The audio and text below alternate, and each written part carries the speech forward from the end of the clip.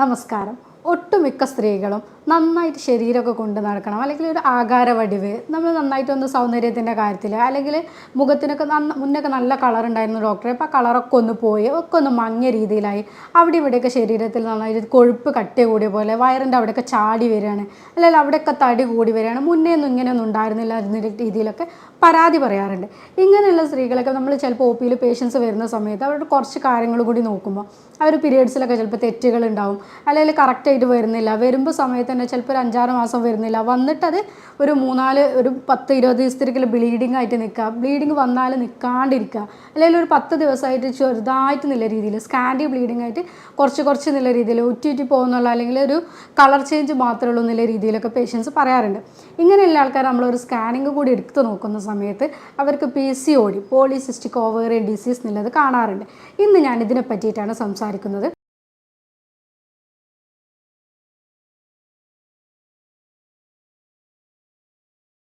ഞാൻ ഡോക്ടർ ആഫിയാലോ, senior consultant, doctor ബാസിസ് ഹോമിയോ ഹോസ്പിറ്റൽ, പാണ്ടിക്കാട്, മലപ്പുറം ജില്ല. സ്ത്രീകളിൽ ഗർഭാശയത്തിൻ്റെ 2 സൈഡിലായിട്ട് ബദാമിൻ്റെ ഷേപ്പിൽ, ഒരു ആൽമണ്ട് ഷേപ്പിൽ ഓവറി അല്ലെങ്കിൽ അണ്ടാശയുണ്ട്. ഈ അണ്ടാശയത്തിൽ നിന്ന് കൃത്യമായിട്ട് ഓരോ അണ്ടം ഉൽപ്പാദിപ്പിക്കുകയും ഓരോ പീരിയഡ്സിൻ്റെ സമയത്ത് ഓരോ അണ്ടം പൂർണ്ണ വളർച്ചയിലേക്ക് എത്തിയിട്ട് പ്രത്യുൽപാദനത്തിൽ റെഡി ആയിട്ട് നിൽക്കും. അപ്പോൾ ഒരു സ്പേം വരുന്ന സമയത്ത് ഇതിനെ സ്വീകരിക്കാൻ ഈ അണ്ട റെഡിയായി നിൽക്കുകയും അത് ഫ്യൂഷൻ സംഭവിച്ചിട്ടാണ് കുട്ടികൾ ഉണ്ടാകുന്ന എന്നുള്ളൊരു പ്രോസസ്സിലേക്ക് എത്തുന്നത്. PCODക്കാരിലും ഇതേ രീതിയിൽ സംഭവിക്കുന്നു. പക്ഷേ ഓരോ അണ്ടങ്ങളും പൂർണ്ണ വളർച്ചയിലേക്ക് എത്താതെ ഇത് അണ്ടാശയത്തിൽ തന്നെ നിൽക്കും. ഈ അണ്ടം ശരിക്കും എന്താ വെച്ചാൽ ഫെലോപ്പിയൻ ട്യൂബിലേക്ക് വരണം, എങ്കിൽ ഇവിടെ സ്പേം വരുന്ന സമയത്തോടെ ഫ്യൂഷൻ സംഭവിക്കുന്നുള്ളൂ. പക്ഷേ ഇവിടെ എന്താണെന്ന് വെച്ചാൽ ഈ PCODക്കാരിൽ ഈ അണ്ടങ്ങളെല്ലാം തന്നെ ഈ അണ്ടാശയത്തിൽ തന്നെ കുമിഞ്ഞു കൂടുകയും അവിടെ അത് മുകുളങ്ങളായിട്ട് നമുക്ക് കാണപ്പെടുകയും ചെയ്യുന്നു. ഓരോ സിസ്റ്റ് എന്നുള്ള രൂപത്തിൽ ഫോം ചെയ്യും. ഇത് നമുക്ക് സ്കാനിങ്ങിലൂടെയാണ് ഓരോ മുകുളങ്ങളായിട്ട് അണ്ടാശയത്തിൻ്റെ ചുറ്റുഭാഗത്ത് പെരിഫറിയിൽ ഇങ്ങനെ മൊത്തമായിട്ട് നിൽക്കുന്നത് കാണാം. അങ്ങനെ നമ്മളിത് സ്കാനിങ് ചെയ്യുമ്പോൾ ഒരു 10-12 കുമിളകൾ ഇതിലിങ്ങനെ കാണും. അങ്ങനെയാണ് നമ്മൾ പോളിസിസ്റ്റിക് ഓവേറിയൻ ഡിസീസ് എന്നുള്ള രീതിയിലേക്ക് എത്തുന്നത്. പണ്ട് സ്ത്രീകളിൽ 5% PCOD ഉണ്ട് എന്നുണ്ടെങ്കിൽ ഇപ്പോൾ അത് 40% വരെ എത്തിയിട്ടുണ്ട്. അതിൽ തന്നെ ഏഷ്യൻസിൽ ഇപ്പോൾ കൂടുതലായിട്ട് PCOD കണ്ടുവരുന്നുണ്ട്. നമ്മളുടെ വളർന്നു വരുന്ന ജീവിത സാഹചര്യങ്ങളുടെ മാറ്റവും അതുപോലെ തന്നെ നമ്മുടെ ഭക്ഷണ ശൈലിയിലുള്ള മാറ്റങ്ങളും ഒക്കെ തന്നെയാണ് ഈ PCODയിലേക്ക് കൂടുതലായിട്ട് നയിക്കുന്നത്. നമ്മൾക്ക് തന്നെ അറിയാം, കുട്ടികളൊക്കെ ഒരു 15 വയസ്സ് വരെയൊക്കെ കുട്ടികൾ നന്നായിട്ട് ഓടിച്ചാടി കളിക്കുന്ന, അല്ലെങ്കിൽ ഡാൻസ് കാര്യങ്ങളൊക്കെ കൂടുതലായിട്ട് ആക്റ്റീവായിട്ടുള്ള കുട്ടികളായിരിക്കും. ഇങ്ങനത്തെ കുട്ടികൾക്കൊന്ന് പീരിയഡ്സ് ആവുന്ന സമയത്തോ അല്ലെങ്കിൽ അവരൊന്ന് വലുതായി എന്നുള്ളത് പാരൻസ് അറിയുന്ന സമയത്ത് തന്നെ അവരോട് പറയും, ഇനി കളിയും കാര്യങ്ങളൊക്കെ ഒന്ന് നിർത്തിക്കോ, അല്ലെങ്കിൽ 10ാം ക്ലാസ്സൊക്കെ എത്തുമ്പോൾ ഒന്ന് ഇനി പഠനത്തിലേക്ക് മാത്രമായിക്കോ, ഇനി ഒന്ന് വല്ലാണ്ട് കളികളും കാര്യങ്ങളൊക്കെ ഒന്ന് കുറച്ചിടാന്നുള്ളത് പറയും. അതുവരെ നല്ല വ്യായാമങ്ങളും അല്ലെങ്കിൽ കുട്ടികൾക്ക് തന്നെ അത് സൈക്ലിങ് കാര്യങ്ങളൊക്കെ കൂടുതലായിട്ടുണ്ടാവും. അതെല്ലാം പെട്ടെന്നാണ് ഈ രക്ഷിതാക്കൾ നിർത്തുന്നത്. നമ്മളിപ്പോൾ ഓരോ പഠനത്തിലും കാര്യങ്ങളൊക്കെ ഒന്ന് ശ്രദ്ധിച്ചോട്ടെ എന്നുള്ള രീതിയിലായിരിക്കും ഇതിൽ നിന്നൊക്കെ ഒന്ന് വിട്ടു നിൽക്കാൻ പറയുന്നത്. അങ്ങനെയുള്ള കുട്ടികൾക്ക് പെട്ടെന്ന് തന്നെ തടി കൂടുകയും അതേപോലെ അവരിത്രയും കാലം ചെയ്തിരുന്ന വ്യായാമങ്ങളും കാര്യങ്ങളിൽ നിന്നൊക്കെ അവർ ഒഴിഞ്ഞു മാറി അവരൊന്ന് ഉള്ളിലേക്ക് കാര്യങ്ങളിലേക്ക് വലിയുന്നതോട് കൂടി തന്നെ ഈ അരക്കെട്ടിനൊക്കെ വണ്ണങ്ങൾ കൂടുക, അതേപോലെ തന്നെ തടി കുറച്ച് കൂടുക, ഇങ്ങനെയൊക്കെ ആകുമ്പോഴൊക്കെ പിന്നെ അതിൻ്റെ കൂട്ടത്തിൽ തന്നെ അവർ ഈ ഭക്ഷണങ്ങൾ എടുക്കുന്നത്, പോഷകാഹാരങ്ങളുള്ള ഭക്ഷണങ്ങൾ കുറയുന്നു, പോരാതിന് ജങ്ക് ഫുഡ്സ്, ഫാസ്റ്റ് ഫുഡ് കൂടുതലായിട്ട് എടുക്കുന്നു. ഇതൊക്കെ കൊണ്ട് സ്വാഭാവികമായിട്ടും അവരുടെ തടി കൂടും, അവർക്ക് ഈ പോളിസിസ്റ്റിക് ഓവേറിയൻ ഡിസീസ് അല്ലെങ്കിൽ ഇങ്ങനത്തെ കാര്യങ്ങളിലേക്ക് കൂടുതലായിട്ട് വരുന്നതും കാണുന്നുണ്ട്. മുന്നേ കൂട്ടിയിട്ട് ഇതൊരു 30 വയസ്സിന് മേലെ അല്ലെങ്കിൽ 38-45 വയസ്സിലൊക്കെ കൂടുതലായിട്ടുള്ള സ്ത്രീകളാണ് PCOD കണ്ടിരുന്നത്. ഇന്ന് അത് കൂടുതലായിട്ട് ഒരു 15 വയസ്സ് കഴിഞ്ഞിട്ട് അല്ലെങ്കിൽ പീരിയഡ്സ് കഴിഞ്ഞ് കുറച്ച് സമയം കൊണ്ട് തന്നെ PCOD ആയിട്ട് കാണുന്നുണ്ട്. കൃത്യമായിട്ട് ഡോക്ടറെ മെൻസസ് വരുന്നില്ല, അവൾക്ക് അന്നായതാണ്, പിന്നെ ഇതുവരെ ആയിട്ടില്ല, ഇനി ആവുകയാണെങ്കിൽ തന്നെ ഒരു 4 മാസം ആവാണ്ട് പിന്നെ വരുന്നൊരു ബ്ലീഡിങ് 20 ദിവസത്തോളം നീണ്ടു നിൽക്കുകയാണ്. ബ്ലീഡിങ്ങിന് എന്തെങ്കിലും മെഡിസിൻ കഴിച്ചാൽ മാത്രമേ അത് നിൽക്കുന്നുള്ളൂ, അപ്പോഴേ അത് കുറക്കാൻ പറ്റുന്നുള്ളൂ. 10-15 ദിവസം സ്കൂളിൽ പോകാൻ പറ്റാറില്ല, അപ്പോൾ അവൾക്ക് അതിന് ഭയങ്കരമായിട്ട് വേദനയാണ്. പിന്നെ അല്ലെങ്കിൽ തീരെ ബ്ലീഡിങ് വരുന്നില്ല, ചിലപ്പോൾ രക്തമല്ലായിട്ടായിരിക്കും ഡോക്ടറെ എന്നൊക്കെ പറഞ്ഞിട്ട് പേഷ്യൻസ് കുറേ രീതിയിൽ ഇതിൽ വന്ന് പരാതി പറയാറുണ്ട്. നമ്മളിപ്പോൾ ഞാൻ പറഞ്ഞ രീതിയിൽ തന്നെ അവരുടെ വ്യായാമങ്ങളും കാര്യങ്ങളൊക്കെ പെട്ടെന്ന് കുറച്ച് അവർക്ക് ഒരുപാട് സ്ട്രെസ്സും കാര്യങ്ങളും കൊടുക്കുന്നതുകൊണ്ട് തന്നെയാണ് ഈ ഒരു രീതിയിൽ ഇപ്പോൾ PCOD കൂടുതലായിട്ട് കണ്ടുവരുന്നത്. ഇതിൽ മെയിനായിട്ട് നമുക്കിപ്പോൾ ലക്ഷണങ്ങൾ കിട്ടുക എന്തൊക്കെയാണെന്ന് വെച്ചാൽ, ഇപ്പോൾ ഞാൻ ഈ പറഞ്ഞത് തന്നെയാണ്, കൃത്യമല്ലാത്ത ആർത്തവം വരുന്ന സമയത്ത് ഒരു 3 മാസത്തോളം വരാണ്ടിരിക്കുക, വരുന്നത് ഒരു 20 ദിവസത്തോളം വരിക, അല്ലെങ്കിൽ 10 ദിവസം തുടർച്ചയായിട്ട് കുറച്ച് നല്ല രീതിയിൽ സ്കാൻഡി ബ്ലീഡിംഗ് എന്ന് പറയും, അങ്ങനത്തെ ബ്ലീഡിംഗ് ആയിട്ട് വരിക. അതിൻ്റെ കൂട്ടത്തിൽ തന്നെ പുരുഷ ഹോർമോൺ കൂടുതലായിട്ട് വരുന്നത് കൊണ്ട് നമ്മുടെ തലയിലേക്കുള്ള ഹെയർ പോകും, പക്ഷേ ഈ താടി രോമങ്ങൾ കൂടുതലായിട്ട് വരിക, അതേപോലെ മീശ വരിക. പിന്നെ വോയിസ്, സ്ത്രീകളിൽ എന്താ വെച്ചാൽ വോയിസ് കുറച്ച് സോഫ്റ്റ് ആയിട്ടുള്ള വോയിസ് ആണെങ്കിൽ കുറച്ചത് ഹാർഡായിട്ട് കൂടുതലായിട്ട് അങ്ങനത്തെ വോയിസിലേക്ക് മാറ്റം വരിക, അതുപോലെ തന്നെ ഇവർക്ക് ഭയങ്കര സ്ട്രെസ്സ് കാര്യങ്ങളൊക്കെ വരിക, പിന്നെ പ്രമേഹത്തിലേക്കുള്ള തുടക്കം വരിക, ഇൻസുലിൻ റെസിസ്റ്റൻസ് കാണിക്കുക, ഇങ്ങനത്തതൊക്കെയാണ് കൂടുതലായിട്ട് ഇതിൽ ലക്ഷണങ്ങളായിട്ട് നമുക്ക് കിട്ടാറുള്ളത്. ചില സ്ത്രീകളുടെ കേസിൽ വന്ധ്യതയ്ക്ക് കാരണം അന്വേഷിച്ച് പോകുമ്പോൾ, അതായത് കല്യാണം കഴിഞ്ഞ് കുറേ ആയിട്ടും കുട്ടികളാവുന്നില്ല, എന്താണ് ഇതിന് കാരണം എന്നുള്ളത് സ്കാനിങ് ചെയ്ത് നോക്കുമ്പോഴായിരിക്കും ഫസ്റ്റായിട്ട് തന്നെ PCOD കാണിക്കുന്നത്. അവർ പറയാറുണ്ട് കൃത്യമായിട്ട് ഡോക്ടറെ എനിക്ക് ബ്ലീഡിങ് പീരിയഡ്സ് വരുന്നുണ്ട്, എല്ലാ മാസവും 28 ദിവസത്തിൽ അല്ലെങ്കിൽ 30 ദിവസത്തിൽ കൃത്യമായിട്ട് വരുന്നുണ്ട്, പിന്നെ എങ്ങനെയാണ് എനിക്ക് PCOD ആയതെന്ന് അവർ ചോദിക്കാറുണ്ട്. PCOD രണ്ട് രീതിയിലും കാണിക്കാറുണ്ട്. ബ്ലീഡിങ് ഉണ്ടായിട്ടുണ്ടെങ്കിലും അത് അനോവുലേറ്ററി സൈക്കിളാണ് അവിടെ വരുന്നത്. കാരണം എന്താ വെച്ചാൽ ഓവുലേഷൻ കറക്റ്റായിട്ട് നടക്കുന്നില്ല, പക്ഷേ ബ്ലീഡിങ് അവിടെ മാസമുറ കൃത്യമായിട്ട് നടക്കുന്നുണ്ട്. അവിടെ ഞാൻ നേരത്തെ പറഞ്ഞു അണ്ടം കൃത്യമായിട്ട് ഫെലോപ്പിയൻ ട്യൂബിലെത്തി അവിടെ നിന്നാണ് അതിൻ്റെ ഫ്യൂഷൻ സംഭവിക്കുന്നത്. ഇവിടെ ഓവുലേഷൻ സംഭവിക്കാതെ തന്നെ 14 ദിവസത്തിലുള്ള ആ ഓവുലേഷൻ സംഭവിക്കാതെ തന്നെ ചില ആൾക്കാർക്ക് പീരിയഡ്സ് സംഭവിക്കാറുണ്ട്. പിന്നെ അതേപോലെ കൂടുതൽ പേഷ്യൻസ് പറയാറുണ്ട് ഡോക്ടറെ ഈ തടിയുള്ള PCOD മാത്രമേ എല്ലാവരും പറയുന്നുള്ളൂ, എല്ലാ ഡോക്ടേഴ്സും പറയാറുള്ളൂ, എല്ലാ വീഡിയോസിലും തടിയുള്ള ആൾക്കാരെ PCOD മാത്രമേ പറയുന്നുള്ളൂ, പക്ഷേ ഞാൻ ഇത്രയും മെലിഞ്ഞിട്ടാണ്, അല്ലെങ്കിൽ ഞാൻ അധികം ഭക്ഷണങ്ങളും കാര്യങ്ങളും ഒന്നും കഴിക്കാറില്ല, എന്നിട്ടും എനിക്ക് PCOD ഉണ്ടല്ലോ, അല്ലെങ്കിൽ ഞാൻ മെലിഞ്ഞിട്ടാണല്ലോ എന്നിട്ടും എനിക്ക് PCOD ഉണ്ടല്ലോ എന്നുള്ളത്. PCOD നമ്മൾ രണ്ട് രീതിയിൽ തന്നെയാണ് പറയാറുള്ളത്. തടിയുള്ള ആൾക്കാർക്കുള്ള PCODയും അതേപോലെ മെലിഞ്ഞ ആൾക്കാർക്കുള്ള PCODയും. മെലിഞ്ഞ ആൾക്കാർക്കുള്ള PCODയിൽ നമ്മൾ ഒരിക്കലും PCODയിലെ ആൾക്കാർക്കോട് തടി കുറക്കുക എന്നുള്ളതല്ല പറയുന്നത്. അവിടെ ഇൻസുലിൻ റെസിസ്റ്റൻസ് ആണ് മെയിനായിട്ട് സംഭവിക്കുന്നത്. നമ്മളെ പാങ്ക്രിയാസ് ഇൻസുലിൻ എന്ന് പറഞ്ഞ ഹോർമോണിനെ പ്രൊഡ്യൂസ് ചെയ്യുന്നു. നമ്മൾ അന്നജം കൂടുതലായിട്ട് അടങ്ങിയ ഭക്ഷണങ്ങൾ, അതേപോലെ ഷുഗർ കൂടുതലായിട്ടുള്ള അടങ്ങിയ ഭക്ഷണങ്ങളൊക്കെ എടുക്കുന്ന സമയത്ത് ഈ ഇൻസുലിൻ നമ്മൾ ഇതിനെ കൊഴുപ്പാക്കി മാറ്റി നമ്മുടെ ശരീരത്തിൽ ആവശ്യമുള്ളത് സ്റ്റോർ ചെയ്യും, ബാക്കിയുള്ളതിനെ കളയും. ഈ ഒരു പ്രക്രിയ നമ്മുടെ ശരീരത്തിൽ നടക്കുന്നുണ്ട്. പക്ഷേ ഇവിടെ എന്താ സംഭവിക്കുന്നത് വെച്ചാൽ നമ്മൾ എടുത്ത പഞ്ചസാരനോ അല്ലെങ്കിൽ ഷുഗറിനോ തന്നെ ഇൻസുലിൻ തിരിച്ചറിയാൻ പറ്റാത്തൊരവസ്ഥ വരികയും ഇൻസുലിൻ റെസിസ്റ്റൻസ് സംഭവിക്കുകയും ചെയ്യും. അങ്ങനെ ഉണ്ടാകുമ്പോൾ ഷുഗർ രോഗികളിൽ എന്താണ് സംഭവിക്കുന്നത്? അതുപോലെ തന്നെയാണ് ഇവിടെ ഈ ഇൻസുലിൻ റെസിസ്റ്റൻസ് എന്ന് പറയുന്നത്. അപ്പോൾ ഇവരൊക്കെ കൂടുതലായിട്ടും ഷുഗറിനോട് ക്രേവിങ് കൂടുതലായിരിക്കും, അതേപോലെ കൂടുതലായിട്ട് ഭക്ഷണം കഴിക്കണം എന്നുള്ളത് തോന്നും. പിന്നെ പഞ്ചസാര, അന്നജം കൂടുതലായിട്ട് അടങ്ങിയ ഭക്ഷണങ്ങളോടൊക്കെ വല്ലാത്തൊരു ആർത്തി കാണിക്കും ഇങ്ങനത്തെ പേഷ്യൻസൊക്കെ. അപ്പോൾ നമ്മൾ ഒരിക്കലും പേഷ്യൻസിനോട് നിങ്ങൾ തടി കുറക്കുക എന്നുള്ളതല്ല പറയുന്നത്. പോഷകാഹാരം കൂടുതലായിട്ടുള്ള ഭക്ഷണങ്ങൾ കഴിക്കുക, അതുപോലെ തന്നെ അമിതമായിട്ടുള്ള ജങ്ക് ഫുഡ്സ് ഇങ്ങനത്തെ കാര്യങ്ങൾ ഒഴിവാക്കുക എന്നുള്ളതാണ് പറയുന്നത്. പേഷ്യൻസ് പറയാറുണ്ട് ഡോക്ടറെ മെലിഞ്ഞായിട്ടുള്ള ആൾക്കാർ നിങ്ങൾ ഈ സാധനങ്ങളൊക്കെ കുറക്കാൻ പറഞ്ഞാൽ പിന്നെന്താ ഞങ്ങൾ കഴിക്കുക എന്നുള്ളത്. ഇപ്പം നമ്മൾ ഈ വർക്കൗട്ടും കാര്യങ്ങളൊക്കെ പറയുന്നത് തടി കുറക്കുക എന്നുള്ളതിനേക്കാളും കൂടുതലായിട്ട് ശരീരത്തിന് ആവശ്യമായ വ്യായാമം കിട്ടുക, അതേപോലെ ഈ അരക്കെട്ടിലുള്ള വണ്ണങ്ങളൊക്കെ ഒന്ന് കുറയുക, യോഗകൾ നന്നായിട്ട് അവർക്ക് ചെയ്യാം, അങ്ങനത്തെ കാര്യങ്ങളൊക്കെയാണ് അവർ കൂടുതലായിട്ട് ഒന്നും കൂടി ശ്രദ്ധിക്കേണ്ടത്. PCODയിൽ എന്താ സംഭവിക്കുന്നത് വെച്ചാൽ സ്ത്രീ ഹോർമോണായിട്ടുള്ള ഈസ്ട്രോജനും പ്രൊജസ്ട്രോണും ഒക്കെ കുറയുകയും പുരുഷ ഹോർമോൺ ആയിക്കൊണ്ടുള്ള ആൻഡ്രോജൻ, ടെസ്റ്റോസ്റ്റിറോൺ ഇവയൊക്കെ കൂടുകയും ചെയ്യും. അതുകൊണ്ട് തന്നെ സ്ത്രീകൾക്ക് ഇപ്പോൾ ഈസ്ട്രോജനൊക്കെ നമുക്ക് നല്ല രീതിയിലുണ്ടെങ്കിൽ ഈ വജൈനയിലെ യോനിയിലെ ലൂബ്രിക്കേഷനും അതേപോലെ ലൈംഗിക താല്പര്യം ഇതൊക്കെ ഉണ്ടാവുള്ളൂ. അതൊക്കെ ഇവിടെ കുറയും. യോനിയിൽ വരൾച്ച സംഭവിക്കും, അതേപോലെ ലൈംഗിക താല്പര്യ കുറവുണ്ടാവും, ഇതൊക്കെ സംഭവിക്കും. പോരാത്തതിന് പുരുഷ ഹോർമോൺ കൂടി നിൽക്കുന്നത് കൊണ്ട് തന്നെ മെയിൽ പാറ്റേൺ ആയിക്കൊണ്ടുള്ള ഹെയർ ഡിസ്ട്രിബ്യൂഷൻ ഉണ്ടാവും. അവിടെ എന്തൊക്കെ സംഭവിക്കുക വെച്ചാൽ താടിയിലൊക്കെ രോമങ്ങൾ വരിക, മീശ വരിക, തലയിലുള്ള രോമങ്ങൾ മുടി കൊഴിയും ചെയ്യും. പോരാത്തതിന് ഇങ്ങനത്തെ ഹസ്കി വോയിസ്, ഇവരുടെ വോയിസൊക്കെ ഒന്ന് ഹാർഡായിട്ട് വരിക. അപ്പോൾ ഞാൻ മുന്നേ പറഞ്ഞു സോഫ്റ്റ് ആയിട്ടുള്ള വോയിസ് ഒന്ന് മാറിയിട്ട് ഹാർഡായിട്ടുള്ള വോയിസ് വരിക. നെറ്റിയൊക്കെ ഒന്ന് ഇങ്ങനെ കയറി പോകും. മുന്നേ നല്ല നല്ലോണം മുടി ഉണ്ടായിരുന്നു, പക്ഷേ ഇപ്പോൾ നെറ്റിയൊക്കെ കയറി അതായത് മുടിയൊക്കെ നന്നായിട്ട് കയറി പോവുക, കൊഴിഞ്ഞു പോവുക എന്നുള്ള രീതിയിലൊക്കെ പേഷ്യൻസ് കൂടുതലായിട്ട് പറയാറുണ്ട്. സാധാരണ സ്ത്രീകളെ സംബന്ധിച്ചിടത്തോളം PCOD ഉള്ള ആൾക്കാർക്ക് വന്ധ്യതയ്ക്ക് ഒരു 10 ഇരട്ടെങ്കിലും കൂടുതലായിട്ട് ചാൻസ് ഉണ്ട്. ഇപ്പോൾ ഞാൻ പറഞ്ഞു ചില പേഷ്യൻസ് ഇൻഫെർട്ടിലിറ്റി എന്തുകൊണ്ടാണ് അല്ലെങ്കിൽ വന്ധ്യത എന്തുകൊണ്ടാണെന്നുള്ളത് തേടി പോകുമ്പോൾ അതിൻ്റെ കാരണങ്ങൾ അന്വേഷിച്ച് പോകുമ്പോഴാണ് ഫസ്റ്റ് തന്നെ ചിലപ്പോൾ PCOD ഉണ്ടെന്നുള്ളത് അറിയുന്നത്. അത്രയും കാലം ചിലപ്പോൾ അവർക്ക് അതൊരു പ്രശ്നമായിട്ട് തോന്നിയിട്ടുണ്ടായിട്ടേ ഉണ്ടാവില്ല. ഈ ലക്ഷണങ്ങളൊന്നും അവർക്ക് അത് അത്രത്തോളം കാണിച്ചിട്ടുണ്ടാവില്ല. PCODയിൽ അതുപോലെ തന്നെ കൂടുതലായിട്ട് കാണുന്നതാണ് കഴുത്തിന് ചുറ്റും ഒരു ബ്ലാക്കിഷ് ഡിസ്കളറേഷൻ, നമ്മൾ അക്കാന്തോസിസ് നൈഗ്രൻസ് എന്ന് പറയും. അത് ഇൻസുലിൻ റെസിസ്റ്റൻസ് കൊണ്ടാണ് കൂടുതലായിട്ട് വരുന്നത്. നമ്മളെപ്പോഴും ഇൻസുലിൻ എന്നുള്ളത് ഡയബറ്റീസിനോട് റിലേറ്റ് ചെയ്ത് മാത്രമേ പറയാറുള്ളൂ. പക്ഷേ PCODൻ്റെ കേസിലും ഈ ഇൻസുലിൻ റെസിസ്റ്റൻസ് ആണ് കൂടുതലായിട്ട് കാണുന്നത്. അവർക്ക് കാണിക്കുന്ന ഒട്ടുമിക്ക സിംറ്റംസും ഇൻസുലിൻ റെസിസ്റ്റൻസ് എന്നുള്ളതുകൊണ്ട് തന്നെയാണ് വരുന്നത്. ഇവിടെ എന്തൊക്കെയാണെന്ന് വെച്ചാൽ അരക്കെട്ടിന് ചുറ്റുള്ള വണ്ണം കൂടും, ഈ കൊഴുപ്പുകളും കാര്യങ്ങളൊക്കെ അരക്കെട്ടിന് ചുറ്റും കൂടുതലായിട്ട് അടിഞ്ഞു കൂടും, അമിതമായിട്ട് ഇങ്ങനത്തെ ഭക്ഷണങ്ങളോട് ഈ ഷുഗറിനോട് അങ്ങനത്തെ കാര്യത്തിനോടൊക്കെ വല്ലാത്ത തരം ക്രേവിങ്സും കാര്യങ്ങളും ആയിരിക്കും. അപ്പോൾ അതെപ്പോഴും എടുത്തുകൊണ്ടിരിക്കണം എന്ന് തോന്നും. അവർ ഒരു നേരം ഭക്ഷണം ഒഴിവാക്കിയിട്ടുണ്ടെന്നുണ്ടെങ്കിൽ 2 നേരത്തെ ഭക്ഷണം അടുത്ത നേരം ഒരുമിച്ച് എടുക്കും. ഇങ്ങനത്തെ കാര്യങ്ങളൊക്കെയാണ് കൂടുതൽ ഇവർക്ക് കാണിക്കാറുള്ളത്.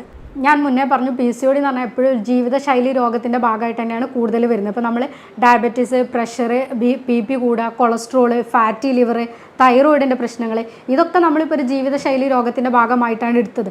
അതേപോലെ തന്നെയാണ് ഇപ്പോൾ PCOD കൂടുതലായിട്ട് കണ്ടുവരുന്നത്. കൂടുതലിപ്പോൾ കുട്ടികളൊക്കെ ആണെന്നുണ്ടെങ്കിലും ഞാൻ ഇപ്പോൾ മുന്നേ പറഞ്ഞ പോലെ ഓടിച്ചാടി കളിച്ചിരുന്ന കുട്ടികൾ പെട്ടെന്നൊന്ന് പീരിയഡ്സ് ആവുന്നതോടുകൂടി അല്ലെങ്കിൽ അവർക്ക് ആ ഒരു ചേഞ്ച് പെട്ടെന്ന് ഹോർമോണിൻ്റെ ചേഞ്ചും കാര്യങ്ങളും കൊണ്ട് അവരൊന്ന് ഒതുങ്ങിപ്പോവാണ്. ഈ ഒതുങ്ങിപ്പോകുമ്പോൾ അവർ മുന്നേ ചെയ്തിരുന്ന എല്ലാ വ്യായാമങ്ങളും നിർത്തിയിട്ടാണ് അവർ ഒതുങ്ങിപ്പോകുന്നത്. അതോടുകൂടി തന്നെ ഇവർക്ക് എന്താണ് ഈ ഫാറ്റി ഡെപ്പോസിഷൻ കൂടാനും അവർക്ക് ഇങ്ങനത്തെ ഈ സ്ട്രെസ്സും കാര്യങ്ങളും കൂടിയിട്ട് ഓരോരോ അസുഖങ്ങളിലേക്ക് നയിക്കുന്നുണ്ട്. ഈ PCODയിലൊക്കെ കൂടുതലുള്ള ആൾക്കാർക്ക് ഇപ്പോൾ നമ്മൾ കുറച്ച് യോഗകൾ കാര്യങ്ങളൊക്കെ സജസ്റ്റ് ചെയ്യാറുണ്ട്. അതേപോലെ തന്നെ മെഡിസിനൽ ട്രീറ്റ്മെൻറ്റ് എടുക്കുന്നതിൻ്റെ കൂടെ തന്നെ മെഡിസിൻ ഒരു പാർട്ടായിട്ട് മാത്രം എടുക്കാൻ നോക്കുക. അവരുടെ ഭക്ഷണത്തിൻ്റെ ശൈലി മാറ്റുക, അതേപോലെ അവരുടെ ജീവിത ശൈലിയിൽ കുറച്ച് മാറ്റങ്ങളും കൂടി വരുത്തുകയാണെങ്കിൽ ഇവർക്കിത് പെട്ടെന്ന് തന്നെ മാറ്റിയെടുക്കാൻ പറ്റും. പക്ഷെ നമ്മൾ ഒരിക്കലും ഇത് ഒരു 2 മാസം കൊണ്ട് മാറ്റിത്തരാമെന്നോ അങ്ങനെയൊന്നും ഇതിൽ ഒരിക്കലും പറയാൻ പറ്റില്ല. PCOD എന്ന് പറഞ്ഞിട്ടുണ്ടെങ്കിൽ അവർ നമ്മളെ കൂടെ തന്നെ നിന്നിട്ട് നമ്മളൊരു കൺസൾട്ടേഷൻ എടുക്കുന്ന സമയത്ത് മെഡിസിൻ കഴിക്കുന്നതോട് കൂടി തന്നെ ഒരു 6 മാസത്തേക്ക് അല്ലെങ്കിൽ ഒരു കൊല്ലത്തേക്ക് ഞാൻ ഇന്ന ജീവിതശൈലിയിൽ മാറ്റങ്ങളൊക്കെ വരുത്തും, അല്ലെങ്കിൽ ഇന്ന സാധനങ്ങളൊക്കെ ഭക്ഷണത്തിൽ ഞാൻ കൂടുതലായിട്ട് ഉൾപ്പെടുത്തുന്നില്ല, ഒരു വെച്ചിട്ട് ആ ഒരു നമ്മളൊരു തീരുമാനം വെച്ചിട്ട് തന്നെ ട്രീറ്റ്മെൻറ്റിലേക്ക് അവരും കൂടി നിൽക്കുകയാണെങ്കിൽ ഇതിൽ നമുക്ക് നല്ല മാറ്റങ്ങൾ കൊണ്ടുവരാൻ പറ്റാറുണ്ട്. പേഷ്യൻസിന് നമ്മളൊരു ഡെയിലി റൂട്ടീനായിട്ട് ഇന്ന കാര്യങ്ങളൊക്കെ ഭക്ഷണത്തിൽ ഉൾപ്പെടുത്തണം എന്ന് പറയുമ്പോൾ കുറച്ച് കാര്യങ്ങൾ പറഞ്ഞു കൊടുക്കാറുണ്ട്. അതിലെന്താ വെച്ചാൽ രാവിലെ തന്നെ അവർ എണീക്കുന്ന സമയത്ത് നമുക്ക് സാധാരണ എല്ലാവർക്കും ഉള്ളൊരു ശീലമാണ് രാവിലെ തന്നെ എണീറ്റ് ഉടനെ നല്ലൊരു കോഫി അല്ലെങ്കിൽ നല്ലൊരു പാൽച്ചായ മധുരം ഇട്ടുകൊണ്ട് കുടിക്കുക എന്നുള്ളത്. അത് ഒഴിവാക്കിയിട്ട് രാവിലെ അവർക്ക് എണീറ്റ് വന്ന സമയത്ത് തന്നെ നല്ല ചൂടുവെള്ളം ഒന്നല്ലെങ്കിൽ നമുക്ക് നല്ല ചെറുനാരങ്ങയൊക്കെ ഉറ്റിച്ചിട്ട് കുടിക്കാം. അതേപോലെ തന്നെ അല്ലെങ്കിൽ ഈ കറുവപ്പട്ടൻ്റെ പൊടി അത് ഒരു ചൂടാക്കിയ വെള്ളത്തിൽ ഒരു ഗ്ലാസ്സിൽ കറുവപ്പട്ടൻ്റെ പൊടി ഒന്നോ രണ്ടോ സ്പൂൺ ഇട്ടിട്ട് നന്നായിട്ട് മിക്സ് ചെയ്തിട്ട് കഴിക്കാം. അതേപോലെ തലേന്ന് ഇട്ട് വെച്ച ഈ ചണവിത്ത് ഫ്ലാക്സ് സീഡ്സ് എന്നൊക്കെ പറയുന്നത് ഒരു ഗ്ലാസ്സിൽ ഒരു സ്പൂണൊക്കെ തലേന്ന് തന്നെ ഇട്ട് വെക്കുക. അത് രാവിലെ തന്നെ എണീക്കുന്ന സമയത്ത് കുടിക്കുക. അതുപോലെ തന്നെ പറയുന്നതാണ് ചിയാ സീഡ്. ഇതൊക്കെ നമുക്ക് ഡെയിലി രാവിലത്തെ ഇതിൽ ഉൾപ്പെടുത്താം. ബ്രേക്ക്ഫാസ്റ്റിലേക്ക് പോകുന്ന സമയത്ത് അരിഭക്ഷണങ്ങൾ കുറക്കുക, പക്ഷേ പരമാവധി ഒഴിവാക്കണം എന്നുള്ളതല്ല. അവർ 1-2 അപ്പം കഴിക്കാം, പക്ഷെ കൂടെ തന്നെ പ്രോട്ടീൻ വർഗ്ഗങ്ങൾ കൂടുതലായിട്ട് ഉൾപ്പെടുത്തുക. പയറുവർഗ്ഗങ്ങളിൽ കൂടുതലായിട്ട് നമുക്ക് ഈ അപ്പത്തിൻ്റെ കൂടെ കടല, പരിപ്പ് അങ്ങനത്തെ സാധനങ്ങളൊക്കെ ചെറുപയറോ പട്ടാണി അങ്ങനത്തതൊക്കെ മുളപ്പിച്ചിട്ട് എടുക്കുകയാണെങ്കിൽ ഒന്നുകൂടി നന്നാവും. അങ്ങനത്തെ രാവിലെ തന്നെ ഭക്ഷണത്തിൽ ഉൾപ്പെടുത്തുക. അതിൻ്റെ കൂടെ തന്നെ നമുക്ക് റാഗി അരച്ചിട്ടുള്ള ദോശ എടുക്കാം. അതേപോലെ തന്നെ ഈ മില്ലറ്റ്സിൻ്റെ ദോശ, ഉപ്പുമാവ്, ഓട്സിൻ്റെ ദോശ, ഇതൊക്കെ കൂടുതലായിട്ട് ഉൾപ്പെടുത്തുക. എന്താണെങ്കിലും ഇതിൻ്റെ കൂടെ നമ്മളൊരു പ്രോട്ടീൻ എന്നുള്ളത് കൂടെ വേണം. 1-2 മുട്ടൻ്റെ വെള്ളയൊക്കെ കൂടുതലായിട്ട് ഉൾപ്പെടുത്തുന്നത് നല്ലതാണ്. പിന്നെ നമ്മൾ ഉച്ചക്കത്തെ ഭക്ഷണം കഴിക്കുന്നതിന് മുന്നേ നമ്മൾ സാധാരണയായിട്ട് 3 നേരമാണല്ലോ ഭക്ഷണം പറയുന്നത്, അത് പുറമെ 6 നേരമാക്കിയിട്ട് ഭക്ഷണം കഴിക്കുക. അപ്പോൾ എല്ലാവരും വിചാരിക്കും എല്ലാവരും ഭക്ഷണം കുറക്കാൻ പറയുന്നത് നിങ്ങളെന്താണ് ഇത് ഭക്ഷണം കൂട്ടാൻ പറയുന്നത് എന്നുള്ള രീതിയിൽ. പക്ഷേ ഇവിടെ അങ്ങനെയല്ല. നമ്മൾ ഉച്ചക്കത്തെ ഭക്ഷണം എടുക്കുന്ന സമയത്ത് അത് നമ്മൾ നന്നായിട്ട് എടുക്കൂലേ. പക്ഷെ അതിന് പുറമെ ഈ ഭക്ഷണം നമ്മളൊന്ന് മിഡ് മീൽ എന്നുള്ള രീതിയിൽ, മിഡ് സ്നാക്സ് എന്നുള്ള രീതിയിൽ എടുക്കുക. ഇവിടെ എന്താണെന്ന് വെച്ചാൽ നമുക്ക് സ്നാക്സ് ആയിട്ട് ബദാമോ അണ്ടിപ്പരിപ്പോ അങ്ങനെ സാധനങ്ങൾ എന്തെങ്കിലും ചെറു ഭക്ഷണമായിട്ട് എടുക്കാം. അല്ലാത്തവർക്ക് കട്ട് ഫ്രൂട്ട്സ് ആക്കിയിട്ട് എടുക്കാം. നമുക്ക് സാധാരണക്കാരോട് പറയുമ്പോൾ നമുക്ക് എപ്പോഴും നല്ലത് അതാണ്, കട്ട് ഫ്രൂട്ട്സ് ആക്കിയിട്ട് എടുക്കാം. പക്ഷേ അത് സീസണൽ ഫ്രൂട്ട്സ് ആക്കിക്കൊണ്ട് തന്നെ എടുക്കുന്നതാണ് ഏറ്റവും നല്ലത്. പക്ഷേ മാങ്ങ, ചക്ക അങ്ങനത്തെ കാര്യങ്ങളൊക്കെ കുറക്കുക. കാരണം വെച്ചാൽ അതിൽ കുറച്ചും കൂടി ഷുഗർ കണ്ടൻറ്റ് കൂടുതലാണ്. അല്ലാതെ നമുക്ക് ഓറഞ്ച്, തൊലിയോട് കൂടിയുള്ള ആപ്പിൾ ഇങ്ങനത്തതൊക്കെ ആയിട്ട് എടുക്കാം. ഉച്ചക്കത്തെ ഭക്ഷണത്തിലേക്ക് പോകുമ്പോൾ തവിട് കൂടുതലായിട്ട് അടങ്ങിയ ധാന്യങ്ങൾ തന്നെ കൂടുതലായിട്ട് എടുക്കാൻ നോക്കുക. അതിൽ അരിഭക്ഷണം എപ്പോഴും നമ്മൾ വൈറ്റ് റൈസ് ഒഴിവാക്കിക്കൊണ്ട് തവിട് ആയിട്ടുള്ള ഭക്ഷണം ഡെയിലി ഒരു നേരമെങ്കിലും ഉൾപ്പെടുത്താൻ നോക്കുക. അതിന് കൂടെ തന്നെ നമ്മൾ ഒരു പ്ലേറ്റിനെ 4 ആക്കിക്കൊണ്ട് മറ്റേ നമ്മൾ മുന്നത്തെ വീഡിയോയിലൊക്കെ പറഞ്ഞ പോലെ തന്നെ ഒരു ഭാഗത്ത് ചോറ്, ഒരു ഭാഗത്ത് നമ്മൾ പ്രോട്ടീൻ, ഒരു ഭാഗത്ത് ഫ്രൂട്ട്സ്, പറ്റുന്ന ഒരു ഭാഗത്ത് വെജിറ്റബിൾസ്, നമുക്ക് പറ്റുന്ന രീതിയിൽ ഇതെല്ലാം ഇൻക്ലൂഡ് ചെയ്യാം. ഇതൊക്കെ എന്താണോ എന്നുള്ളതില്ല, നമുക്ക് പറ്റുന്ന രീതിയിൽ എല്ലാ ഭക്ഷണങ്ങളും ഉൾപ്പെടുത്താം. അവയിലൊക്കെ ഏത് വെജിറ്റബിൾ ആണെങ്കിലും കുഴപ്പമില്ല, പക്ഷേ നമുക്ക് വെജിറ്റബിൾസ് കൂടുതലായിട്ട് ഭക്ഷണത്തിൽ ഇൻക്ലൂഡ് ചെയ്യുക എന്നുള്ളതാണ് നോക്കേണ്ടത്. ഈവനിങ്ങിൽ നമ്മൾ ഇതേപോലെ തന്നെ ചായ എന്നുള്ളതൊക്കെ ഒഴിവാക്കിയിട്ട് അവിടെ നമുക്ക് നാരങ്ങകളൊക്കെ കുടിക്കാം. അത് ഉപ്പിട്ടിട്ട് കുടിക്കുകയാണെങ്കിൽ ഒന്നുകൂടി നല്ലതാണ്. മോരുവെള്ളം നല്ലതാണ്. ഇതൊക്കെ നമുക്ക് കുറച്ചും കൂടി ഹെൽത്തിയാണ്. അതേപോലെ തന്നെ ഈ PCOD കാര്യങ്ങൾക്കൊക്കെ നമുക്ക് ഒഴിവാക്കാനും പറ്റും. ഈവനിങ് ഭക്ഷണം നമ്മൾ ഒരുപാട് രാത്രി 9 മണി 10 മണി എന്നുള്ളത് കിടക്കാൻ നേരം കഴിക്കുക എന്നുള്ളതിന് പുറമെ കുറച്ച് നേരത്തെ ആക്കിയിട്ട് കഴിക്കുക. അപ്പോൾ നമ്മൾ ഈ ചപ്പാത്തിയോ അതേപോലെ ഓട്സിൻ്റെ ദോശ, ഓട്സിൻ്റെ ദോ അങ്ങനത്തെ എന്തെങ്കിലുമൊക്കെ ആയിട്ട് എടുക്കുക. അതിൻ്റെ കൂടെ തന്നെ ചിക്കനോ നമുക്കിപ്പോൾ എന്ത് പ്രോട്ടീൻ ആണെങ്കിലും ചിക്കന്, ബീഫ് അങ്ങനത്തെ സാധനങ്ങൾ എന്തായാലും കറി വെച്ചിട്ട് എടുക്കുന്നത് നല്ലതാണ്. മീൻ നല്ലതാണ്. ഒമേഗ 3 ഫാറ്റി ആസിഡ് കൂടുതലായിട്ട് അടങ്ങിയിട്ടുള്ള അയില, ചൂര, മത്തി അങ്ങനത്തെ സാധനങ്ങളൊക്കെ കൂടുതലായിട്ട് ഉൾപ്പെടുത്താം. അതേപോലെ തന്നെ നമുക്ക് 1-2 നട്ട്സോ ബദാമോ അങ്ങനത്തെ എന്തെങ്കിലും സാധനങ്ങൾ ഭക്ഷണത്തിൽ രാത്രി കിടക്കുന്നതിന് മുന്നേ എടുക്കുന്നത് നല്ലതാണ്. PCODക്കാരികൾ നമ്മൾ ഭക്ഷണം പറയുന്നതിൻ്റെ കൂടെ തന്നെ പറയാറുണ്ട് ഇൻ്റർമീഡിയറ്റ് ഫാസ്റ്റിങ്ങിലേക്ക് നിങ്ങൾ മാറുകയാണെന്നുണ്ടെങ്കിൽ നിങ്ങൾക്ക് നല്ല രീതിയിലൊരു ചേഞ്ച് ഉണ്ടാവുന്നുള്ളത്. ഇൻ്റർമീഡിയറ്റ് ഫാസ്റ്റിംഗ് എന്താണെന്നുള്ളത് ഇപ്പോൾ എല്ലാവർക്കും അറിയുന്നത് തന്നെയാണ്. ഇവിടെ നമ്മൾ എന്താ വെച്ചാൽ 16 to 8 എന്നുള്ളൊരു അനുപാതികമായിട്ട് ഭക്ഷണത്തിൽ നോക്കണം. 16 മണിക്കൂർ നമ്മൾ ഫാസ്റ്റിങ്ങും 8 മണിക്കൂർ നമുക്ക് ഭക്ഷണം കഴിക്കാം. ഈ 16 മണിക്കൂറിൽ നമുക്ക് വെള്ളമൊക്കെ എന്തെങ്കിലും കുടിക്കുന്നതൊന്നും കുഴപ്പമില്ല. രാവിലെ നമ്മൾ 9 മണിക്കാണ് നമ്മൾ ബ്രേക്ക്ഫാസ്റ്റ് എടുക്കുന്നതെന്നുണ്ടെങ്കിൽ വൈകുന്നേരം നമ്മളൊരു 6-7 എന്നുള്ളതോടുകൂടി നമ്മൾ സ്റ്റോപ്പ് ചെയ്യണം. ഈ ഭക്ഷണം കഴിക്കുന്ന സമയത്ത് എല്ലാം കൂടി കഴിക്കുക എന്നുള്ളതല്ല, നമ്മളിപ്പോൾ ഈ മുന്നേ പറഞ്ഞ ഭക്ഷണങ്ങളെല്ലാം നമുക്ക് ഉൾപ്പെടുത്താം. അതിൻ്റെ കൂട്ടത്തിൽ തന്നെ നമ്മൾക്ക് അതിന് ശേഷമുള്ള സമയത്ത് വെള്ളം കൂടുതലായിട്ട് ഉപയോഗിക്കാം. നമുക്ക് പറ്റുന്ന രീതിയിൽ വെള്ളം എടുക്കുക. ഇതന്നെ നമ്മുടെ ബോഡിയിലുള്ള കൊഴുപ്പിനെയും ഫാറ്റിനെയൊക്കെ എന്തായാലും കുറക്കാൻ വേണ്ടിയിട്ട് സഹായിക്കും. നമ്മളിപ്പോൾ ഈ പറഞ്ഞ ഭക്ഷണങ്ങളും കാര്യങ്ങളും എല്ലാം ചെയ്യുന്നതിൻ്റെ കൂടെ തന്നെ നിർബന്ധമായിട്ട് ചെയ്യേണ്ട ഒരു കാര്യമാണ് എക്സസൈസ് എന്നുള്ളത്. ഈ എക്സസൈസ് എന്നുള്ളത് എന്തെന്ന് വെച്ചാൽ നിങ്ങൾക്ക് പറ്റുന്ന രീതിയിൽ എന്ത് തരം വ്യായാമങ്ങളും ചെയ്യാം. എന്താണെങ്കിലും ഡെയിലി 1 മണിക്കൂർ എന്നുള്ള രീതിയിലേക്ക് വരണം. 45 മിനിറ്റ് മുതൽ 1 മണിക്കൂർ എന്നുള്ള രീതിയിലേക്ക് തന്നെ വ്യായാമങ്ങൾ വരണം. ഇവിടെ എന്താണെന്ന് വെച്ചാൽ സൈക്ലിങ്, അതേപോലെ തന്നെ നീന്തൽ, പിന്നെ നമ്മൾ വള്ളിച്ചാട്ടം പറയില്ലേ, സ്കിപ്പിങ്, അതൊക്കെ കൂടുതൽ നല്ലതാണ്. ഈ പടികൾ കയറി ഇറങ്ങുക, അതേപോലെ തന്നെ ഇറങ്ങുക, അങ്ങനത്തത് നല്ലതാണ്. ബോഡി വിയർക്കുന്ന രീതിയിലുള്ള എക്സസൈസ് ആയിരിക്കണം കൂടുതലായിട്ട് ചെയ്യുന്നത്. ആഴ്ചയിൽ 5 ദിവസമെങ്കിലും മിനിമം ചെയ്തിരിക്കണം. നമ്മൾ 1-2 ദിവസത്തിൽ അതിൽ സ്കിപ്പ് ചെയ്യുന്നതിൽ കുഴപ്പമില്ല. പക്ഷേ 5 ഡേയ്സ് നമ്മൾ നന്നായിട്ട് തന്നെ 1 അവർ വിയർക്കുന്ന രീതിയിൽ തന്നെ ചെയ്യാൻ വേണ്ടിയിട്ട് ശ്രദ്ധിക്കുക. സ്ട്രെസ്സ് എന്നുള്ളത് ഈ PCOD ഒക്കെ കേസിൽ വളരെ ഇമ്പോർട്ടൻ്റ് ആയിട്ടുള്ളൊരു കാര്യമാണ്. ഇപ്പം ഞാൻ പറഞ്ഞു, നമ്മൾ ഒരുപാട് കാര്യങ്ങൾ കൊണ്ട് ഇപ്പോൾ സ്ട്രെസ്സാണ് കൂടുതലായിട്ടുള്ള സ്ത്രീകളെ സംബന്ധിച്ച്. കുട്ടികളെ LKG ചേർത്തിയ മുതൽ തന്നെ സ്ട്രെസ്സ് കൂടുകയാണ്. കുട്ടി സ്കൂളിൽ പോയിട്ട് നമ്മളെ കുട്ടികൾക്ക് മറ്റുള്ളവരെക്കാളും മാർക്ക് കുറഞ്ഞാൽ, അല്ലെങ്കിൽ ഡാൻസിന് കൂടുമ്പോൾ അങ്ങനെ ഒരുപാട് കോമ്പറ്റേറ്റീവ് മൈൻഡിലൂടെയാണ് ഇപ്പോഴത്തെ ഒരു സ്ത്രീകളെ ജനറേഷൻ തന്നെ കടന്നു പോകുന്നത്. കുട്ടികൾക്ക് വേണ്ടിയിട്ട്, അല്ലെങ്കിൽ നമ്മൾ അവരെ വീട്ടുകാരുടെ കാര്യങ്ങൾ, ഇതൊക്കെ കൂടിയിട്ടാണ് കൂടുതൽ സ്ട്രെസ്സിലേക്ക് പോകുന്നത്. ഈ PCOD സ്ട്രെസ്സ് കൂടുതലായിട്ട് ഉള്ള ആൾക്കാർക്ക് കൂടുതലായിട്ട് കാണുന്നുണ്ട്. കോർട്ടിസോൾ എന്ന് പറഞ്ഞ ഹോർമോൺ കൂടുതലായിട്ട് പ്രൊഡ്യൂസ് ചെയ്യും. അതുകൂടി തന്നെ ആൻഡ്രോജൻ എന്ന് പറഞ്ഞ ഹോർമോണിലേക്ക് കൂടുതലായിട്ട് പ്രൊഡക്ഷൻ ഉണ്ടാക്കുകയും ചെയ്യും. പിന്നെ നമുക്ക് വേണ്ട ഈസ്ട്രോജൻ എന്ന് പറഞ്ഞ ഹോർമോണും പ്രൊജസ്ട്രോൺ എന്ന് പറഞ്ഞ ഹോർമോണൊക്കെ കുറയുകയും ചെയ്യും. ഇങ്ങനെയുള്ളതിലൊക്കെ നമുക്ക് യോഗ കാര്യങ്ങളൊക്കെ, ബട്ടർഫ്ലൈ പൊസിഷനൊക്കെ യോഗ എക്സസൈസൊക്കെ പറയുന്നുണ്ട്. ഇതൊക്കെ ചെയ്യുന്നതുകൊണ്ട് നമുക്ക് ഈ സ്ട്രെസ്സും കാര്യങ്ങളും കുറക്കാൻ പറ്റും. നമുക്ക് ആവശ്യമുള്ള എക്സസൈസുകൾ ഡെയിലി എടുക്കുകയും ചെയ്യുമ്പോൾ നമുക്ക് ഈ PCODനൊക്കെ പിടിച്ച് കെട്ടാൻ പറ്റും. ഇപ്പം ഞാൻ ഈ വീഡിയോയിൽ പറഞ്ഞ കാര്യങ്ങളെല്ലാം നിങ്ങൾ 1-2 ദിവസം ചെയ്തിട്ട് ഇതിലൊന്നും സംഭവിക്കില്ല. കണ്ടിന്യൂസ് ആയിട്ട് ചെയ്യുക, ക്ഷമയോടെ കൂടി തന്നെ ചെയ്യുക. എങ്ങനെ ആകുമ്പോൾ മാത്രമേ ഇതിൽ നല്ലൊരു നമുക്ക് ഔട്ട്കം പ്രതീക്ഷിക്കാൻ പറ്റുള്ളൂ. ഒരു 6 മാസം വരെ കണ്ടിന്യൂസ് ആയിട്ട് ഈ കാര്യങ്ങളൊക്കെ ഞാൻ ചെയ്യുന്ന ഉറച്ചൊരു തീരുമാനത്തോടു കൂടി മാത്രം PCODൻ്റെ ട്രീറ്റ്മെൻറ്റിലേക്ക് പോവുക. അപ്പോൾ ഇതൊക്കെ നമുക്ക് തീർച്ചയായിട്ടും റിവേഴ്സ് ചെയ്യാൻ പറ്റുന്നതാണ്. തുടക്കത്തിലെ PCODൻ്റെ പ്രശ്നങ്ങളുണ്ട്, അല്ലെങ്കിൽ ആർത്തവ ക്രമക്കേടുകളുണ്ട്, ഈ പീരിയഡ്സ് ഒന്നും കറക്റ്റ് വരുന്നില്ല, വരുന്നത് തന്നെ ഇങ്ങനെയൊക്കെയാണെന്നുണ്ടെങ്കിൽ തുടക്കത്തിൽ തന്നെ അതിനൊരു ഡോക്ടറെ കണ്ടിട്ട് നിങ്ങൾ അതിനൊരു ട്രീറ്റ്മെൻറ്റിലേക്ക് പോവുക. കൃത്യമായിട്ടുള്ള ഡയറ്റും കാര്യങ്ങളും ശ്രദ്ധിക്കുക, എക്സസൈസ് കൃത്യമായിട്ട് ശ്രദ്ധിക്കുക. ഇതൊക്കെ ചെയ്യുമ്പോൾ PCODനെ സ്വാഭാവികമായിട്ടും നിങ്ങൾക്ക് അതിനെ തിരിച്ചു കൊണ്ടുവരാൻ പറ്റും. ഇപ്പം ഞാൻ പറഞ്ഞ ഈ PCODൻ്റെ കാര്യത്തിൽ നിങ്ങൾക്ക് എന്തെങ്കിലും സംശയങ്ങളോ കാര്യങ്ങളോ ഉണ്ടെങ്കിൽ താഴെ കൊടുത്തിരിക്കുന്ന വാട്സപ്പ് നമ്പറിൽ നിങ്ങൾക്ക് കോൺടാക്ട് ചെയ്യാവുന്നതാണ്. ഹോമിയോപ്പതിയിൽ നമ്മൾക്കിതിൽ ഫലപ്രദമായ ട്രീറ്റ്മെൻറ്റ് ലഭ്യമാണ്. സ്നേഹത്തോടെ doctor Afiya Allu, senior consultant, doctor Basil's homeo hospital, Pandikkad, Malappuram ജില്ല.